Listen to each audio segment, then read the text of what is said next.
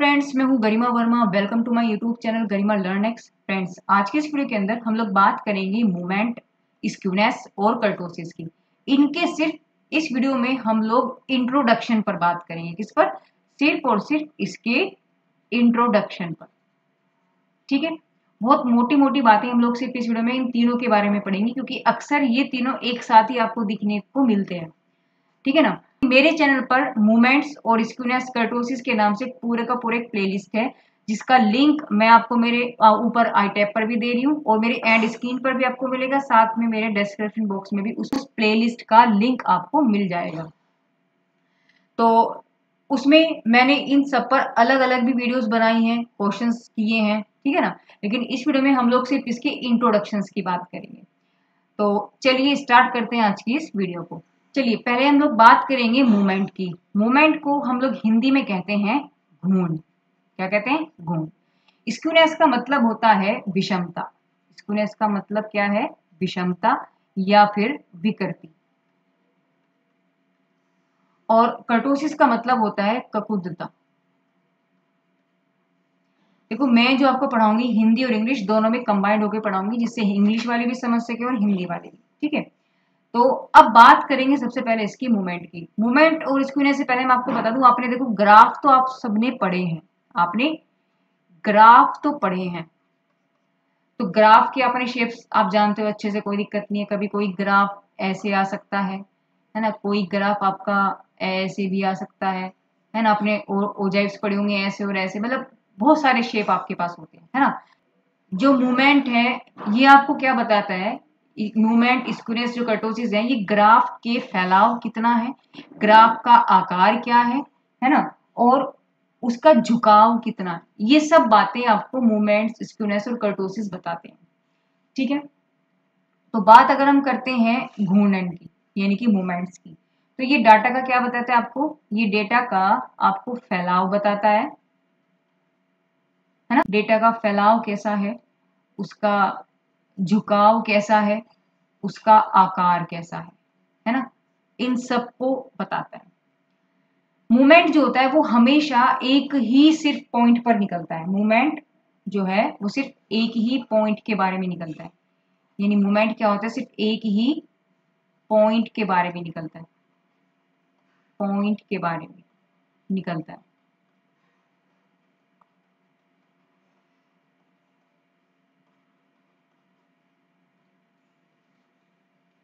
ठीक है। वहीं अगर हम बात करते हैं स्क्यूनेस की, तो स्क्यूनेस क्या है?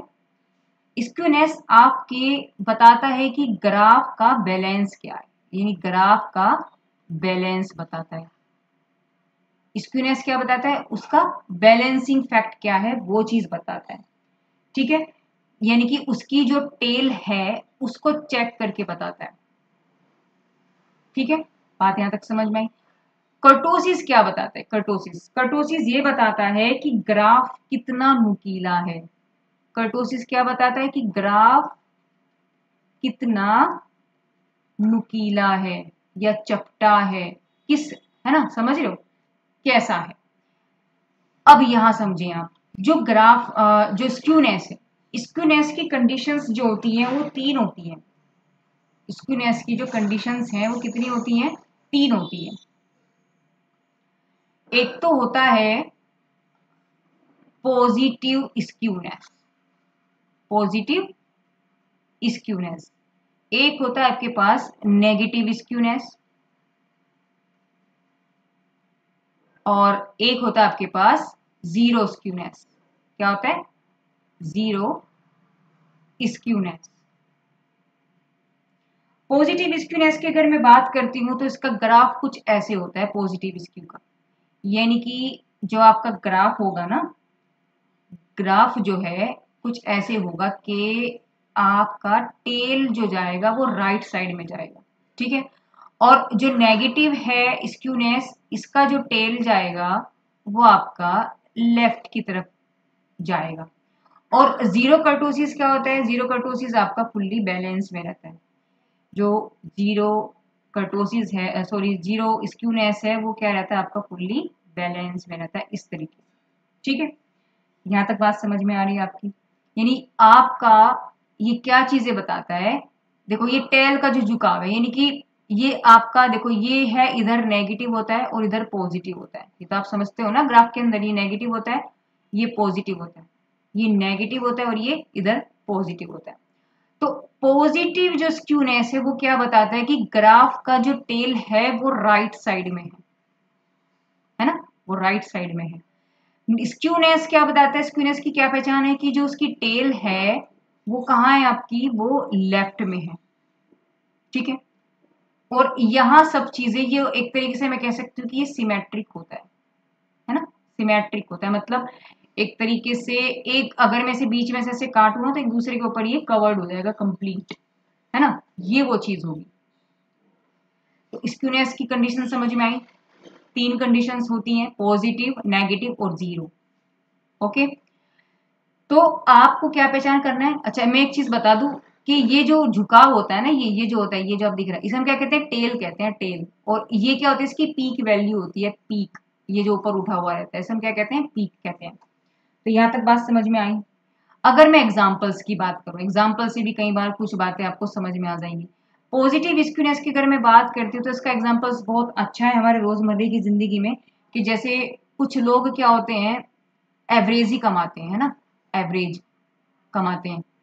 और कुछ ऐसे हैं जो बहुत अमीर होते हैं, यानी कि ज्यादा कमाते हैं। तो जो एवरेज कमाते हैं, एवरेज कमाते हैं उनका तो नॉर्मल चल रहा है भैया। और ज्यादा जो कमाने, मतलब उनका ग्राफ आपके पास ज्यादा मिलेगा जो एवरेज होते हैं, जो एवरेज है उनका ग्राफ आपका यही 40-50 ऐसे कुछ मिलेगा। लेकिन जिनका जो कम, जो ज्यादा कमाते हैं, ऐसे लोग आपको कम मिलेंगे। तो ये इसका सबसे अच्छा उदाहरण है। और अगर मैं नेगेटिव स्क्यूनेस की बात करती हूँ तो इसका सबसे अच्छा उदाहरण ये है कि अधिकतर लोग जो होते हैं ना 60-65 की उम्र में रिटायर होते हैं। ये बात तो आप समझते हो, 60-65 की उम्र में रिटायर होते हैं।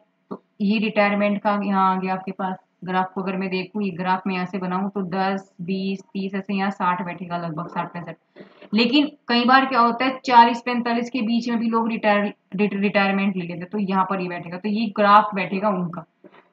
बात समझ में आई, यानी पीक वैल्यू किसकी बैठेगी, इनकी बैठेगी जो सबसे ज्यादा है। अधिकतर सब पूरी ही नौकरी करके हटते हैं ना, रिटायरमेंट तभी लेते हैं, तो वो ये पीक वैल्यू उनकी बैठेगी। अच्छा अगर मैं स्क्यूनेस जीरो की बात करती हूँ तो सबसे अच्छा उदाहरण है कि आपके जो क्लास के स्टूडेंट है ना, जो क्लास के स्टूडेंट्स हैं वो सबसे बेस्ट है, उनका हाइट एवरेज होगा, सबका सेम सही मिलेगा, है ना। तो वो क्या है, उनकी हाइट की अगर मैं बात करती हूँ तो ये बहुत अच्छा उदाहरण है इसका, जीरो स्क्यूनेस का। आपको समझ में आ जाएगा, उनका जो ग्राफ है कुछ ऐसा ही बैठेगा अगर आप ग्राफ निकालें तो। यहां तक बात क्लियर हो गई। चलिए अब थोड़ा सा करते हैं बात किसकी, कर्टोसिस की। कर्टोसिस क्या है, नुकीलापन। कर्टोसिस की अगर मैं बात करती हूँ ना तो कर्टोसिस में आपकी तीन कंडीशंस होती हैं। कर्टोसिस में भी क्या होता है, तीन कंडीशंस होती हैं। तो पहला तो होता है मेसोकर्टोसिस, मेसोकर्टोसिस। सेकंड होता है लेप्टो, लेप्टोकर्टोसिस। और थर्ड होता है आपका प्लेटी कर्टोसिस,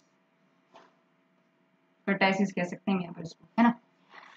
अब इनकी कंडीशंस क्या है, अगर के की वैल्यू यानी कर्टोसिस जो है वो इक्वल टू 3 आया, या ग्रेटर टू 3 है, या लेस देन टू 3 है, तीन कंडीशंस बनेंगी। अगर आपके पास वो इक्वल टू 3 है तो वो मेसोकर्टोसिस बनेगा, यानी यहाँ पर जो आपका ग्राफ होगा ना वो एक घंटी के आकार का बनेगा, यानी कि आपका जो बेल होती है ना, बेल शेप का बनेगा। सबका ग्राफ भी बताऊंगी आपको नीचे, बेल शेप का रहेगा, ठीक है ना, बिल्कुल आपकी बेल शेप रहेगा। अच्छा अगर 3 से बड़ा है तो वो लेप्टो है, मतलब आपका जो ग्राफ होगा वो शेप जो होगी आपकी वो पीक पर जाएगी, शेप जो होगी वो पीक पर जाएगी, और टेल उसका हेवी होगा, हैवी उसका टेल होगा। बात समझ रहे हो। और अगर ये 3 से नीचे है तो यानी कि वो चपटा होगा, सीधी सी बात, नाटा सा होगा ग्राफ। अब कैसे, नाटा सा का मतलब इसे मैं और भी इंग्लिश में अगर मैं कहूँ तो इसे हम कह सकते हैं फ्लैट होगा, फ्लैट पीक। ठीक है, और लाइट उसकी टेल होगी। यहाँ तक बात समझ में आ रही है आपकी? वीडियो को पॉज करके आप देख सकते हो, आगे पीछे आप कर सकते हो, ठीक है ना। जो मूवमेंट है, पहले चलो कर्टोसिस को निपटा देते हैं। कर्टोसिस की बात अगर हम करें ना, देखो कर्टोसिस का अगर मैं ग्राफ आपको बता दूं ना, तो ग्राफ से बहुत जल्दी आप समझेंगे। देखो ग्राफ हम बनाते हैं तो कैसे बनेगा, देखो एक तो होगा ऐसा, एक जाएगा आपका ऐसा, और एक होगा आपका इनके बीच का, यानी कि कुछ इस तरीके से, ठीक है। तो यहां से कंडीशन आप समझिए, उसकी शेप जो है बिल्कुल पीक होगी। तो ये वाला जो है ये आपका दूसरे नंबर का, यानी कि आपका लेप्टोकर्टोसिस हुआ, ठीक है। ये वाला कौन सा है आपका, ये है आपके पास तीसरे नंबर का, यानी कि प्लेटिकर्टोसिस, यानी कि बिल्कुल चपटा। और ये वाला जो है वो है पहले नंबर का, यानी कि मेसोकर्टोसिस आपका, ठीक है। यानी मैं अगर कहूं तो ये वाला वैल्यू 3 से बड़ी होगी और ये वाली वैल्यू के बराबर होगी 3, है ना। और यहाँ पर की जो वैल्यू होगी वो लेस देन होगी 3 से। तो ये आपका कर्टोसिस बन गया है। कर्टोसिस यहाँ तक समझ में आ गई बात, थोड़ी बहुत बातें समझ में आ गई होंगी। अब अगर हम बात करें स्क्यूनेस की, स्क्यूनेस पे आ जाओ। देखो जो जीरो आपके पास स्क्यूनेस है, इसमें क्या होगा, इसमें आपके पास देखो तीन चीजें होती हैं, मीन, मीडियन और मोड। तो मीन, मीन और जो मीडियन है और जो मोड है, वो जो जीरो स्क्यूनेस है ना, उसमें ये तीनों चीजें आपकी बराबर होंगी। मतलब क्या होगा कि यहाँ पर आपके पास मीन है, यानी सब आपके पास बराबर होगा। ये मीन है, यहाँ पर जेड होगा, ये मीडियन हो गया, और ये आपके पास एक्स बार होगा, सबकी वैल्यू यहाँ पर बराबर होगी, ठीक है। लेकिन जो आपके पास नेगेटिव स्क्यूनेस है, जो नेगेटिव स्क्यूनेस है, नेगेटिव स्क्यूनेस में क्या होगा, नेगेटिव स्क्यूनेस के अंदर आप ये चीज समझें कि इसका जो ग्राफ है वो ऐसे है कुछ, है ना, यानी कि उसकी टेल लंबी मिलेगी। तो नेगेटिव में आपके पास जो मीन है, ऊपर कर लेते हैं थोड़ा सा, ये मीन है, मीडियन है और मॉड है। तो यहां पर आपकी जो कंडीशन है वो मीडियन और मोड इस तरीके से वे में होगा। यानी यहां अगर मैं देखूं तो ये तो आपके पास Z है, यानी कि मोड है, और यहां आपके पास क्या बनेगा, ये बनेगा मीडियन, और ये क्या बनेगा आपके पास, मीन, ठीक है ना। तो ये इसी वे में आपके पास चलेगा। और अगर मैं नेगेटिव तो हम कर चुके हैं, अगर हम पॉजिटिव स्क्यूनेस की बात करें, अगर हम पॉजिटिव स्क्यूनेस की बात करते हैं, यहाँ पर ये रहा पॉजिटिव स्क्यूनेस, पॉजिटिव स्क्यूनेस। तो पॉजिटिव स्क्यूनेस में कंडीशंस किधर जा रही है आपके पास, कंडीशन जाएगी आपके पास दूसरी तरफ। तो यहां से अगर आप देखें तो ये ग्राफ ऐसे जाएगा आपके पास इस तरीके से। तो यानी कि जस्ट इसका उल्टा हो जाएगा। तो मीन, मीडियन और ये हो गया आपके पास मोड। तो ये कंडीशंस आपके पास इस वे में चलेगी। यानी ये अगर यहाँ पर आपके पास z है तो यहाँ आएगा मीन, और यहाँ आएगा आपके पास, सॉरी ये मीडियन और ये आ गया मीन। तो ये कंडीशन इस तरीके से रहेंगी। बात समझ में आ रही है, ये बात समझ में आया ना आपको, फर्क सबका क्या होगा। चलिए अब थोड़ी सी बात हम कर देते हैं मूवमेंट की। तो मूवमेंट की अगर मैं बात करती हूँ, देखो मूवमेंट में आपके पास जो मेजर है, अगर मैं इसके मेजर की बात करती हूँ, measure of movement, measure of movement,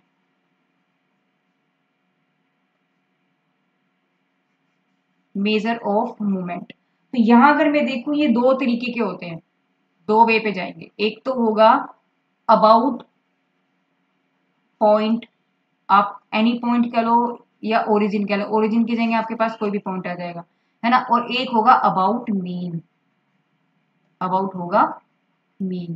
तो जो मीन से होता है ना, उसको तो हम कहते हैं म्यू आर। जो मीन से जाएगा उसको हम कहते हैं म्यू आर, और जो अबाउट ओरिजिन जाता है उसको हम कहते हैं म्यू आर डैश।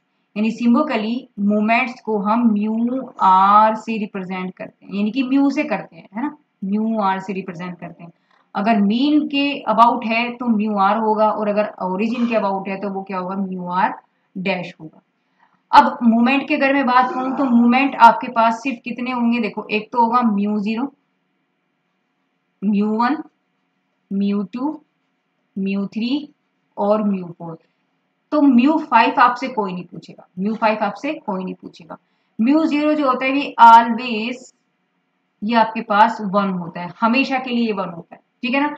हम क्यों होता है ये वैल्यू हम लोग नेक्स्ट वीडियो में, जहां इसका मैंने वीडियो मूवमेंट पर एक अलग पूरी वीडियो बनाई हुई है, उस पर आपको पता लगेगा, क्योंकि फॉर्मूले में वैल्यू रखी जाती है, ठीक है ना।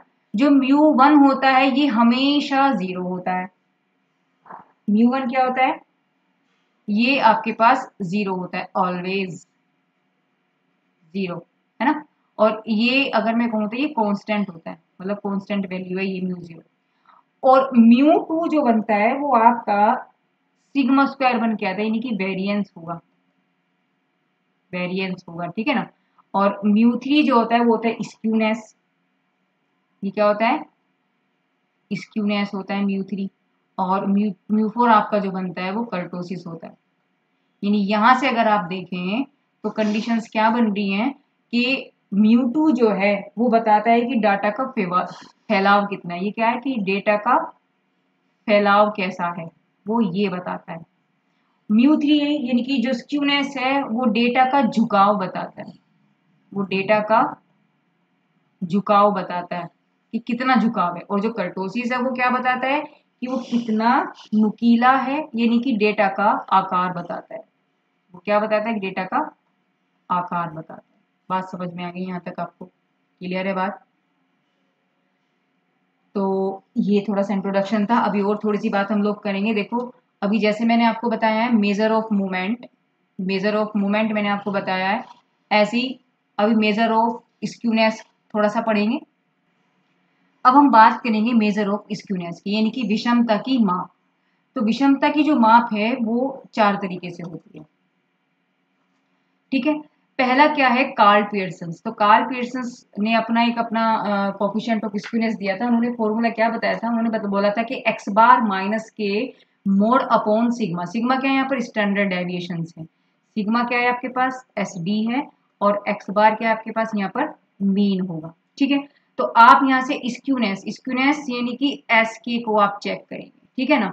तो कंडीशंस आप सब में वही रहने वाली है। आप क्या करेंगे कि या तो एस की कंडीशन जो होगी वो इक्वल टू जीरो आएगी, या एस के जो होगा ग्रेटर टू जीरो होगा, या एस के जो होगा लेस देन टू जीरो होगा, क्लियर है। तो अगर आपके पास इक्वल आएगा तो आपके पास स्क्यूनेस क्या है, सिमेट्रिक है, क्या है, सिमेट्रिक है, यानी कि हम उसे कहेंगे सममित। और अगर जीरो से बड़ी है तो पॉजिटिव स्क्यूनेस होगा, और अगर जीरो से छोटी है, माइनस में है, तो वैल्यू आपके पास नेगेटिव स्क्यूड कहलाया जाएगा, ठीक है ना। ये कंडीशंस होगी, सेम कंडीशन आपके पास सभी है। यहाँ से आप लोग सिर्फ एस के को निकालते हो, है ना। बाउली ने क्या दिया था, सेकंड आपके पास बाउली, तो बाउली ने आपको क्या दिया था, बाउली ने आपको क्वार्टाइल्स को लेकर के बोला था कि Q3 माइनस Q1, है ना, और माइनस के 2Q2, 2Q2 माइनस करके, है ना, अपॉन करेंगे Q3 माइनस के Q1। बात समझ में आ गई। तो Q1 क्या है आपके पास, फर्स्ट क्वार्टाइल होता है, सेकंड क्या है, ये सेकंड क्वार्टाइल है, सेकंड क्वार्टाइल आपका मीडियन कहलाता है। थर्ड Q3 क्या आपके पास, थर्ड क्वार्टाइल है। बात समझ में आ गई यहाँ तक। और बॉयली का जो होता है ना, ये सबसे अच्छा मेथड है कहीं के लिए, एक्सट्रीम वैल्यू के लिए। एक्सट्रीम वैल्यू क्या होती है, एक्सट्रीम वैल्यू यानी कि चरम मान, चरम सीमाएं, यानी कि क्या होती है, या तो बहुत हाई वैल्यू होती है या फिर लो वैल्यू होती है ना। तो सबसे ज्यादा, सबसे हाई वैल्यू के लिए और सबसे लो वैल्यू जो होती है हम एक्सट्रीम वैल्यू कहते हैं। तो एक्सट्रीम वैल्यू के लिए सबसे अच्छा है, स्क्यूनेस को चेक करने का जो मेथड है वो बाउली का सबसे बेस्ट मेथड है, ठीक है ना। थर्ड था कार्ल पियर्स, कैलीज, कैलीज का, ये कम थोड़ा, इसको ना कम जानते हैं लोग कैलीज को, क्योंकि ये बॉली का ही मॉडिफाइड रूप है एक तरीके से हम बोले तो, उसने उसी को थोड़ा सा चेंज कर दिया था। उसने क्वार्टाइल पे बोला था, कैली ने जो है परसेंटाइल पे बता दिया, और आपको किस पे, ये परसेंटाइल्स पे बता दिया, और डिसाइल बचे हुए जो है डिसाइल्स, तो डिसाइल्स पे भी दे दिया। तो स्क्यूनेस इन्होंने परसेंटेज पर क्या बोला था, P10 प्लस के P19 माइनस के P50 अपॉन P19 माइनस के P90 माइनस के P10। P50 जो होता है, क्योंकि 90 तक होते हैं, तो वो क्या होता है आपके पास मीडियन कहलाता है ना, ये बात आपको पता होनी चाहिए। तो कई बार ऐसा ना, वो डायरेक्ट आपको परसेंटाइज के अंदर आपको डायरेक्ट कह देगा मीडियन फला चीज है, तो इसलिए तो डिसाइड में क्या हो जाएगा, D9 हो जाएगा प्लस की D5 माइनस की 2D5 अपॉन D9 माइनस की D1। ठीक है ना, D5 डिसाइल्स का मीडियन कहलाया जाता है। ठीक है, और जो फोर्थ पार्ट है वो है आपका किसका है, फोर्थ पार्ट है आपका मूवमेंट का, यानी कि मूवमेंट कोफिशिएंट ऑफ स्क्यूनेंट। तो यहां पर आपका जो स्क्यूनेस निकलेगा वो कैसे निकलेगा, फॉर्मूला क्या है आपके पास, μ3 अपॉन μ2 का 3/2 आप यहाँ पर पावर करेंगे, जहां पर μ3 और μ2 क्या है आपके पास, ये आपके पास थर्ड सेंट्रल मूवमेंट है ना, ये आपके पास क्या है, थर्ड सेंट्रल मूवमेंट होगा, और ये आपके पास सेकंड सेंट्रल मूवमेंट होगा, सिंपल सी बात है। तो अगर हम देखें तो मेजर ऑफ जो स्क्यूनेस है, मेजर ऑफ स्क्यूनेस, इसके 4 तरीके हैं निकालने के। एक तो कार्ल पियर्सन ने अपना स्क्यूनेस दिया था निकालने का, दूसरा होगा आपका बाउली का, है ना, तीसरा हो गया केले का, और चौथा हो गया आपके पास किसका, मूवमेंट, ये रहा मूवमेंट ऑफ कोफिशिएंट। ठीक है, तो 4 आपके पास यहाँ पर मेजर ऑफ स्क्यूनेंट आते हैं। अब हम बात करेंगे कर्टोसिस की, यानी कि मेजर ऑफ कर्टोसिस की। देखो मेजर ऑफ कर्टोसिस में क्या है, मेजर ऑफ कर्टोसिस में सिंपल सी बात है कि μ4 को डिवाइड करेंगे μ2 के स्क्वायर से। μ2 के आपके पास सेकंड सेंट्रल मूवमेंट होगा जिसे हम वेरिएंस भी कहते हैं, है ना, और μ4 आपके पास फोर्थ सेंट्रल मूवमेंट है। तो इस वीडियो में हम लोगों ने क्या डिस्कस किया, हम लोगों ने मूवमेंट, स्क्यूनेस और जो कर्टोसिस है, इनका मेन पार्ट हम लोगों ने यहाँ पर डिस्कस किया। ठीक है ना, तो आप वीडियो को पॉज करके आगे पीछे बिल्कुल देख सकते हैं। तो फ्रेंड्स मिलते हैं नेक्स्ट वीडियो में इन्हीं के टॉपिक्स के साथ में। तो ठीक है, तो thank you friends, bye bye.